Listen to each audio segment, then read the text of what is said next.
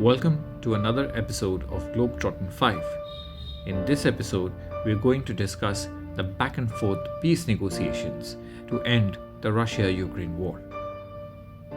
Now, as you may know, that the negotiations to end the Russia-Ukraine war have gained pace in recent weeks ever since the US published a 28-point peace plan to end this horrible war.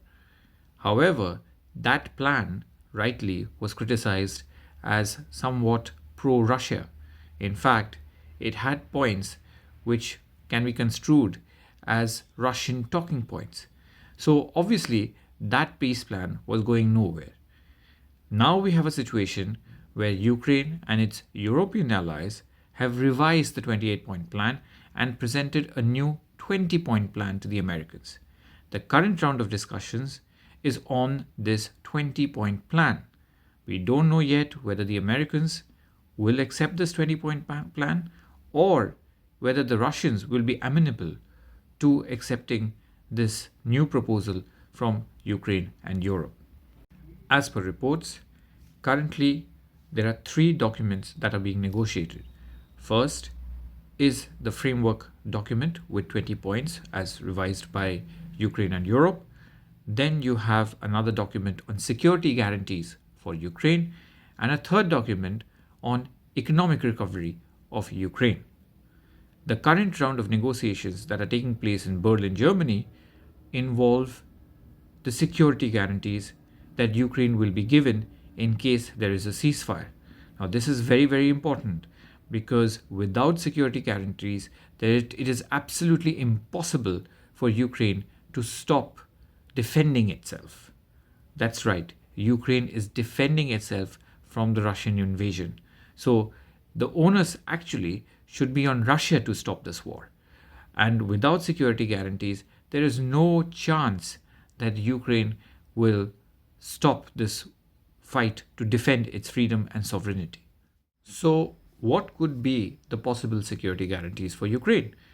Well, the ideal security guarantee would be NATO membership. However, given that the war continues in Ukraine, NATO membership at the moment is not possible. Plus, the United States under the Trump administration has made it clear that there will be no NATO membership for Ukraine. Then you have some European NATO members like Hungary and Slovakia who too are opposed to allowing Ukraine into NATO. So what is the next best scenario? The next best scenario is Ukraine getting something akin to NATO.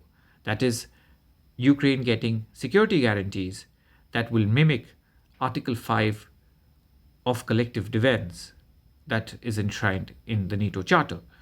So collective defense of NATO is actually the cornerstone of the North Atlantic Treaty Organization. Therefore, if Ukraine is able to get something akin or something similar to NATO's Article 5 security guarantee, which in other words means that if Ukraine is attacked again in future, the guarantors will come to Ukraine's rescue and aid immediately.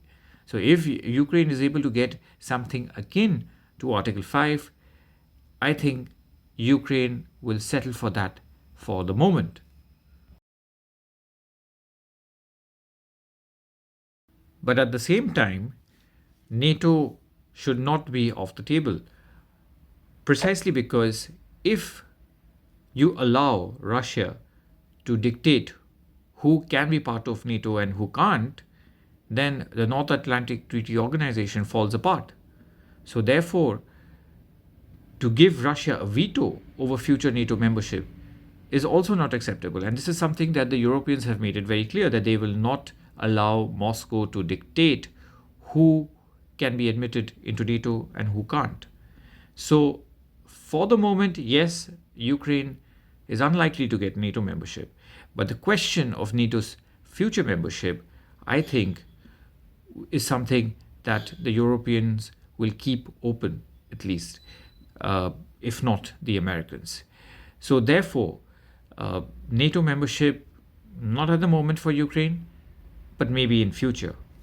Plus, there is the other issue of Russia's uh, so-called propaganda regarding this war. Well, for a long time now, Russia has been saying that NATO membership is one of the reasons why it had to conduct a special military operation in Ukraine. However, the fact of the matter is that Ukraine, before the full scale invasion began, was not getting NATO membership. It was told in no uncertain terms that NATO membership would not be possible for Ukraine. This is just before the full scale invasion began in 2022. However, after the full scale invasion began in February 2022, that's when things changed and NATO again started considering the possibility of admitting Ukraine in NATO. Yes, there were voices that were still reluctant. They are reluctant at the moment. But the fact of the matter is that it's a Russian myth that this war is about Ukraine's NATO membership, because Ukraine was not going to get NATO membership before this full scale invasion began. And honestly speaking, this war, like most wars, has also been a battle of narratives and propaganda. For example, Russia recently claimed that it had completely taken, the eastern city of Kupiansk. It had even invited journalists to the city as a show of force, as evidence that it had taken over the Ukrainian city of Kupiansk. However, just this weekend, Ukraine's President Zelensky showed up in Kupiansk, in the heart of Kupiansk, and he did a video message from there saying that, I am standing in Kupiansk. Where are the Russians? He was actually 500 meters from the nearest Russian position. Бажаю здоров'я. Сьогодні Куп'янський напрямок, наші воїни, які тут досягають результатів для України. Багато росіяни говорили про Куп'янськ. Ми бачимо, я привітав хлопців, дякую кожному підрозділу, всім, хто б'ється тут, всім, хто знищує окупанта. Сьогодні надзвичайно важливо досягати результатів на фронті, щоб Україна могла досягати результатів в дипломатії. Саме так це працює. Всі наші сильні позиції всередині країни, сильні позиції в розмові щодо закінчення війни. Дякую кожному воїну. Пишаюся вами, дякую всім нашим сухопутним військам. Сьогодні виключно ваш день. Дякую, хлопці, слава Україні. So Kupiansk is certainly not completely under Russian occupation as claimed by Moscow. Moscow wants to create this impression that it is rapidly winning on the battlefield. But the reality is far more complicated. Ukraine is holding on, it is holding strong, and in some cases, like in Kupiansk, it has actually managed to launch counterattacks against the Russian positions. So it's not as if Ukraine is capitulating on the battlefield. So therefore, this narrative war that is going on between Russia and Ukraine is part of the larger war, and also aimed at influencing the ongoing negotiations, so-called peace negotiations, to end this war. That said, no matter how impatient Trump is to get a deal to end the Russia-Ukraine war, it's not going to be easy, because both sides, Russia and Ukraine, are still not there yet. They're not there to actually implement a ceasefire on the ground, because, why should Ukraine stop defending its territory, its people? I mean, why should it give up territory in the Donetsk Oblast that Russia wants?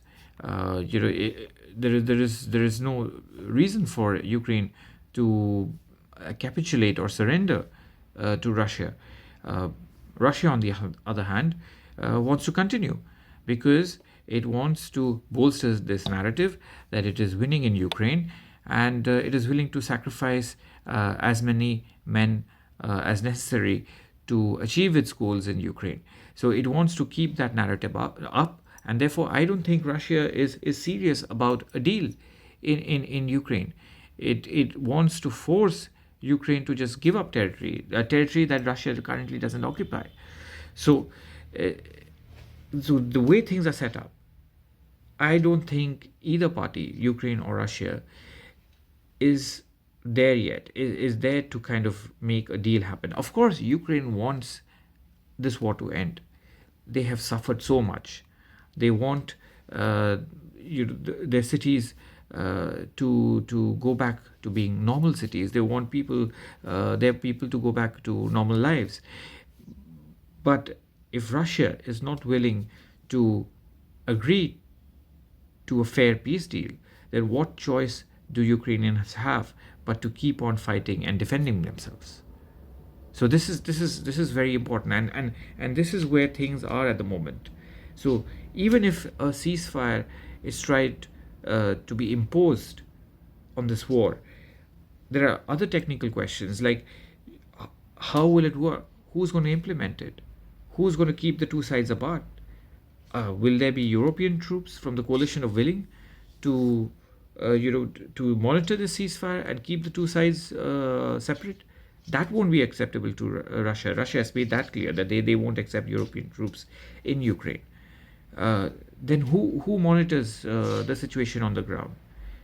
Because if you have the two armies close to each other, there is every chance that conflict will break out again. So what happens? There is talk of creating a free zone, an economic zone, a free economic zone, where Ukraine will sort of back away from the territory that it currently holds, and Russia will promise not to enter that territory. But who's going to guarantee all this? What prevents Russia from taking that territory if Ukraine pulls back? So it's not going to be easy. It's a very, very complicated situation, and to be honest, things may continue, unfortunately, the way they have been for the last 3.5 years for some more time. With that, I would like to end this episode of Globetrotter 5. See you in the next one.